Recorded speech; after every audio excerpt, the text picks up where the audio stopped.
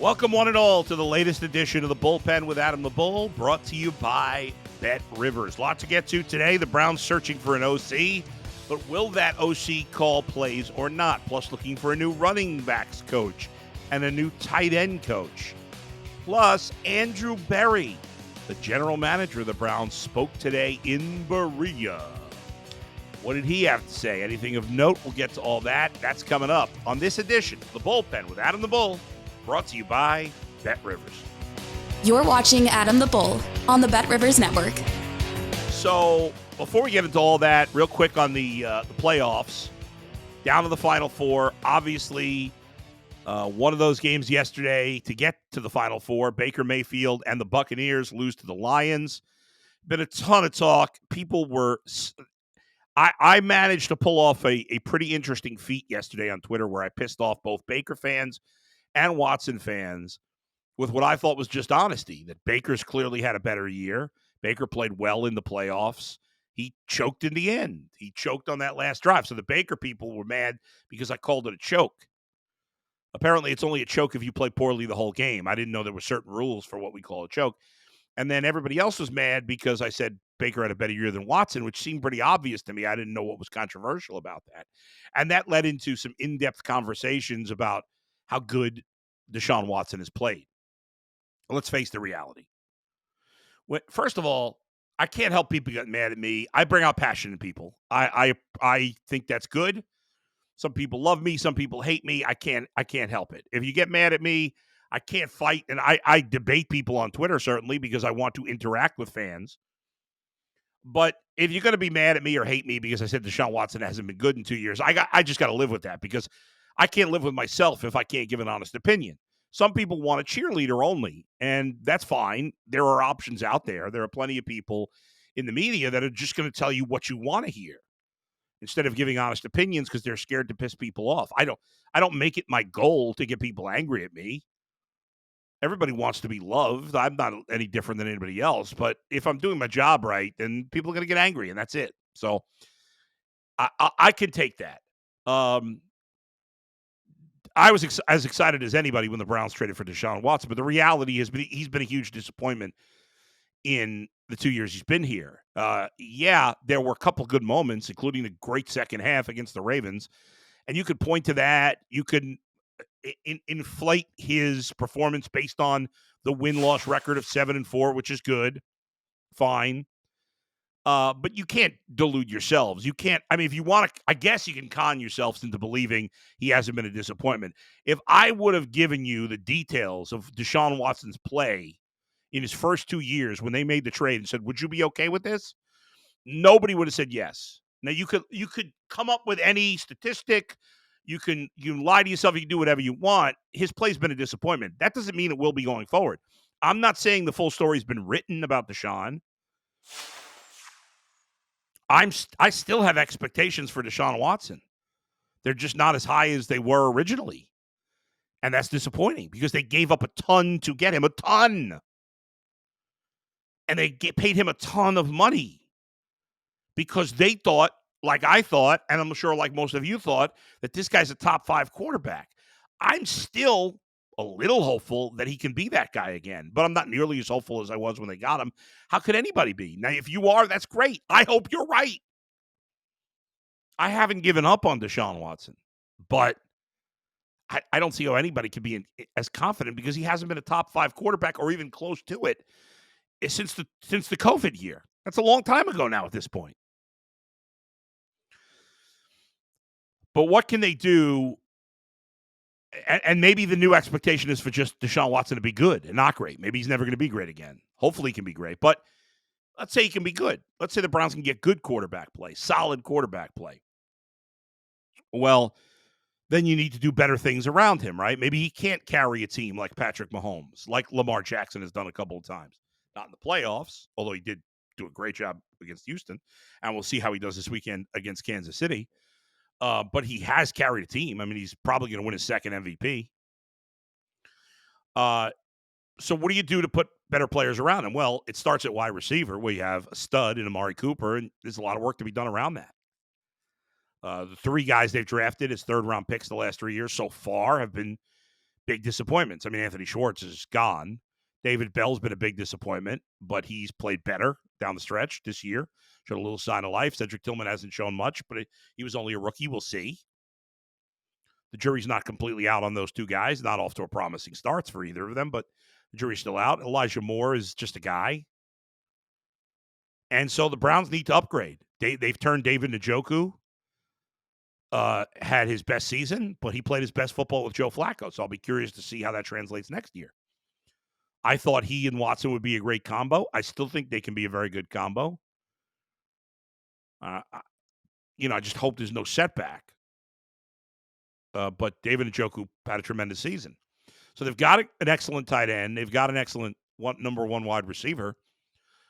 And hopefully Nick Chubb is healthy. I mean, I'm fully in on Nick Chubb. I'm a total believer. Maybe I'm conning myself there, but I believe Nick Chubb's going to bounce back. I think he's an Adrian Peterson level freak of nature, and I think he's going to be one of the best backs in the league next year. You certainly want to address the position long term and have other options, but I am 100% believing in Nick Chubb going into next year. And so what else do you got to do? Well, they've got to get, you want to get another young running back in the mix. Maybe another young tight end in the mix, but ultimately you have to upgrade at wide receiver. And the Browns have been unable to do that so far in the draft. They may have to go to free agency. So whether that's Calvin Ridley, now again, some of these guys may not become free agents because they may get franchised, but whether it's Calvin Ridley or Marquise Brown or Michael Pittman or T. Higgins, I think one of those guys has to be I think all of those guys should be targets for the Browns. I think T. Higgins will get franchised. I think Michael Pittman has a good chance to get franchised. I don't know the Colts as well as I know the Bengals, so maybe there's another guy there they need to franchise and he won't. I don't know. But I don't think Calvin Ridley or Marquise Brown are getting franchised, so at least you'd think those two guys will be out there. Again, we got some time. Free agency's not for about 2 more months, but this has got to be priority number one this offseason is getting one of the guys in that group. I think. Now, will the Browns feel that way? I don't know. I know that if I'm not going to get elite quarterback play, and even if I do get elite quarterback play, it's not going to hurt to have a great wide receiver. Another, well, maybe not great. I don't know if any of those guys are great, but they're all very good wide receivers. They're all certainly way better than anybody the Browns have, all 4 of those guys. All 4 would be excellent complements to what Amari Cooper brings. I think Pittman and Higgins are the 2 best of the 4, although Ridley and Brown certainly bring a big-time speed element that the Browns could use opposite of Cooper. Browns sign any of those 4 guys, I'm happy camper. I think many of you would be also. I'd go crazy, sign 2 of those guys if I could. You imagine if you had Higgins and Pittman? Or Higgins, probably couldn't have Higgins and Pittman, but Higgins and Ridley, or Pittman and Ridley, could be big deal. And Watson would have a ton of weapons in his disposal for next season. In terms of who's going to be calling plays, to me, it's a no-brainer. It should be Kevin Stefanski. Whether that happens or not, I don't know. Andrew Berry in his press conference today said Kevin Stefanski is an excellent play caller. That's one of the things he's best at. He hasn't even scratched the surface of what he could do. And if he doesn't call plays, it'll be his choice. Now, I've heard things to the contrary. If it's not his choice, Andrew Berry wouldn't say that in a press conference. He can't admit that if it's not his choice. Why on earth would Kevin Stefanski choose not to be the play caller when he's wanted to do it for 4 years and he did his best job this past year? Giving up that role doesn't make any sense. So I believe if he doesn't do it next year, his hand's been forced, which I don't like. Now, some of you will choose to say I'm being a rabble-rouser or I'm being negative. That's asinine. Nobody was more positive about this team this past year. And for much of the last 2 years, nobody was more excited to have Deshaun Watson on this team. So you're the ones with agendas if you got a problem with what I'm saying, not me. But Kevin Stefanski should call the plays. So far, the guys they've interviewed for the OC jobs. Ken Dorsey, former Browns quarterback, was a play caller with Buffalo. Got fired in the middle of the season in Buffalo. Did a good job overall in Buffalo. Gerard Johnson, quarterback coach with the Texans. Andy Dickerson, offensive line coach with Seattle. None of those guys have the cachet to be the play caller over Kevin Stefanski. If any of those guys get the job and they're calling plays over Kevin Stefanski, there's no chance that that was his call. Zero. Now they get some big name that they haven't talked to yet. Oh, maybe it's a different story. Maybe Kevin says, "Hey, listen, this guy's really special. I want to get him here. Let me let him call plays." Okay, maybe I'll buy into that. And Ken Dorsey again. He did get fired in Buffalo. The offense played better. Now, a lot of that was just because they were turning the ball over less. They weren't really any more efficient. And I hated their play calling against Kansas City. I thought they ran the ball way too much. And Ken Dorsey, I got to believe, gets some credit for some of the development of Josh Allen, who, as talented as he is, was very raw coming out of college. So I don't have a problem if they hire Ken Dorsey as the OC. That's fine with me. Of these three guys, I'm okay with that. I'm okay with Gerard Johnson. They want to hire him too. I just think that Kevin Stefanski should keep calling plays. He's good at it. And he did the best job of his career this past season. To give him some sort of demotion off of last year makes no sense. Again, if it truly is his choice, then fine. If he thinks the team's better off with somebody else calling plays, then I'm on board. I believe in Kevin Stefanski. I don't believe in Jimmy Haslam. And I believe in Andrew Berry. But it's not his say. If Kevin Stefanski gives up play calling, it's either his choice or the owner's choice. I think that's pretty obvious. And if that happens, who the OC is will go a long way in deciding what the truth is. But everybody's going to believe what they want to believe anyway. That's a sad state of affairs. Also, Deuce Staley has interviewed with the Browns to be the running back coach. Talked about that a little last week. Deuce obviously was an excellent running back in the league. Won a Super Bowl as the running backs coach of the Eagles the year that Nick Foles won the championship. And so, it seems like a smart hire. I got no problem with that. I'm not going to get excited or sad about who, there's nothing they could do in terms of hiring a running back coach or a tight end coach that's going to get me overly enthused or overly not enthused, if you will. A couple other things from the Andrew Berry interview today. He was asked about Joe Flacco coming back, and he talked about how they have spent money at backup quarterback before, which is true. When they weren't paying a lot of money to a starting quarterback, they paid Case Keenum a good amount. They paid Jacoby Brissett a decent amount. This year they didn't. They brought in Flacco. Everybody's being very tight-lipped. There's a chance we're going to have Joe Flacco on the podcast this week, so stand by for that. There'll be announcements about that. And if we do, I'll certainly ask him that question about coming back, about his relationship with Deshaun Watson, and we'll have some fun with him also. So hopefully that's going to happen this week.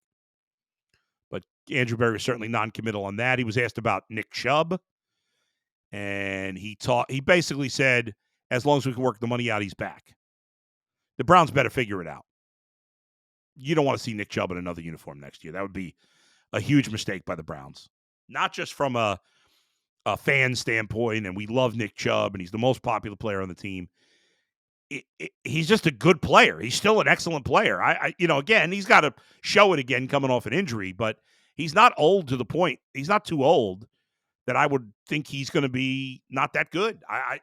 I'll be very surprised if Nick Chubb is not at least 90% of the player he was, if not 100. Very surprised. So the Browns got to find a way. And, I know Jason Lloyd has said on the Ultimate Cleveland Sports Show a number of times that he thought when Nick Chubb first got hurt that was the end of Nick Chubb. And I think we all, maybe not all, but I thought there was a chance of that too, as depressing as it was. But the Browns running game went down the tubes. Jerome Ford was very inconsistent. Kareem Hunt has, at this point, a limited skill set.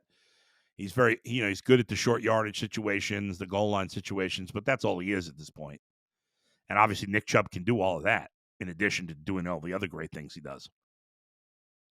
I'd keep Jerome Ford around. I'd let, if Nick Chubb's healthy and they figure it out, I would let Kareem Hunt walk. I know people are going to have a problem with that. I would go with Chubb and Ford, and I would draft another young back.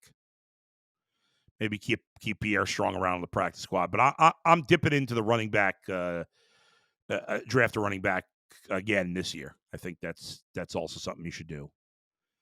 The Browns got a lot to work out this offseason. There's no doubt about it.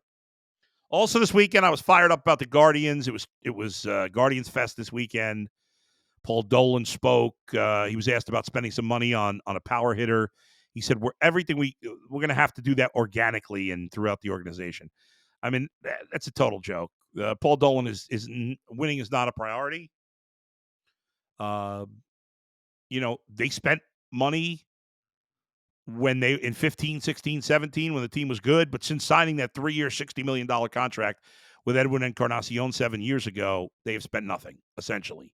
70-something million since then in free agency. It's about 10, 11 million a year. That's pathetic. And they've signed almost nobody of value in that time and let most of their free agents walk or be traded. Now, I give them credit for signing Ramirez and Jimenez to under market value deals. Good job there. But there's no commitment from ownership to winning. None. They're not interested. I shouldn't say they're not interested. It's just not a priority. And that's very frustrating. Very frustrating. As for, so anyway, that's it for the Guardians for now. They've added Scott Barlow. And I do actually like that addition to the pen in a trade.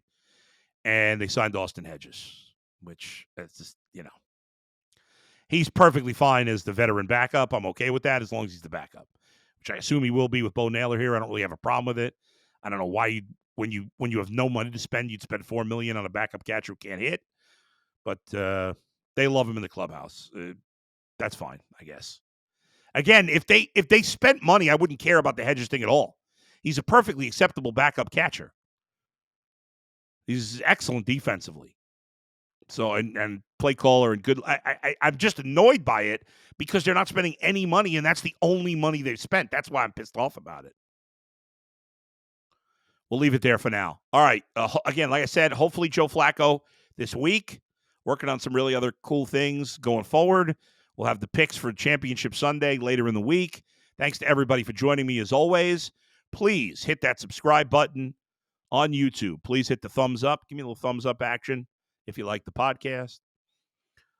Even if you're mad at me, I love you anyway. Thank you for supporting me. Thank you for watching.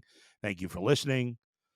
And thanks to Brian Monzo for producing. We'll talk to you next time. Where else? But right here in the bullpen with Adam the Bull. Oh, I forgot to tell you one other thing. Speaking of Bet Rivers, the host of the podcast, get extra value this football season with Bet Rivers Squares. Went up to $10,000 in bonus money. $10,000. Not going to beat that. Bet $10 in same-game parlays on any game with the Squares icon to earn a square. I'll talk to you next time. Where else? But right here in the bullpen with Adam the Bull, brought to you by Bet Rivers. See ya.